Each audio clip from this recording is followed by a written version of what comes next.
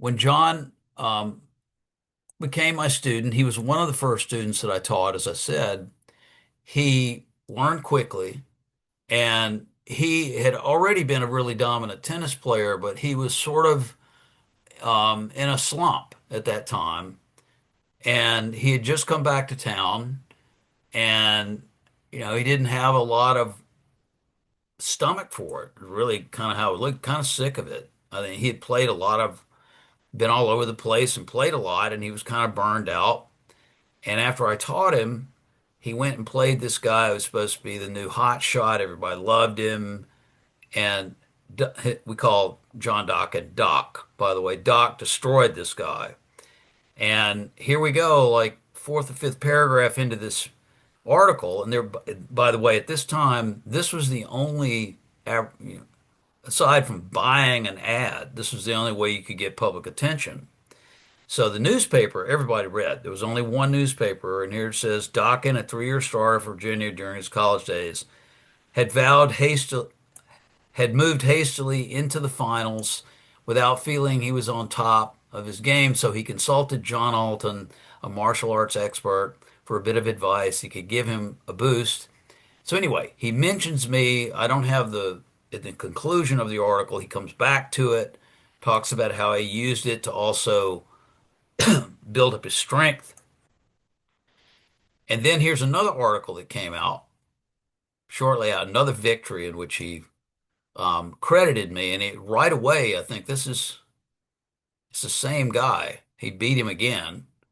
And second paragraph, he starts naming me and giving credit to me. He didn't have to do this. He could have just been quiet about it. But he was completely unembarrassed, as many people were. But a lot of people were too embarrassed to admit that they did woo-woo things like this. But Doc had the guts to give credit, and he benefited from it, and he was honest about it. He said, "Yeah, I got benefit from it." And as a result, I ended up having a large number of his former tennis students or existing tennis students come to me and train with me and people that they knew and so on. So it's spread among a different demographic. So I had the endorsement of the King doctor from Stanton. I had a senior feeder because I had publicity there and countenance from respected elders. And then John comes and gives me sort of the country club feeder, which really helped me move from being in the red into the black and to establish a real system. So John took me to visit his family in Montana. I want to let him talk a little bit about that when we get him on here in just a sec. And this is us visiting in 91. Um, this is John's, if you're over here to your right, this is John's stepfather, Roger, and his mother. Um, and behind them is Glacier National Forest. I'm sorry, Glacier National Park. Grizzly bears running around up there, mountain lions. It's a wild place. And then these are family friends right here, Bud and Evelyn, who are a couple of characters. I'm sure that they could have worked them into the script in Yellowstone if I'm sure they're no longer with us right now. But they're amazing people. And then another character in the Dokken family.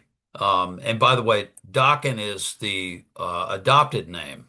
John Dokken is the name of his father, and Pike was his original name of John's biological father. And so this is John's biological father's uncle, Bob, who definitely could have been on Yellowstone. In fact, I think Rip, the character Rip in Yellowstone, was probably based on Bob, who's an ex-cop.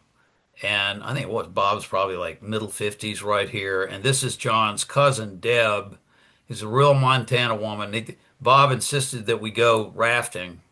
Um, and here we are on the raft. And he ran us straight into like a pit at one point. I lost those sunglasses. The dog was having a great time. Anyway, here's Deb. Okay, so Deb's out on the river with us, and there she is with an infant.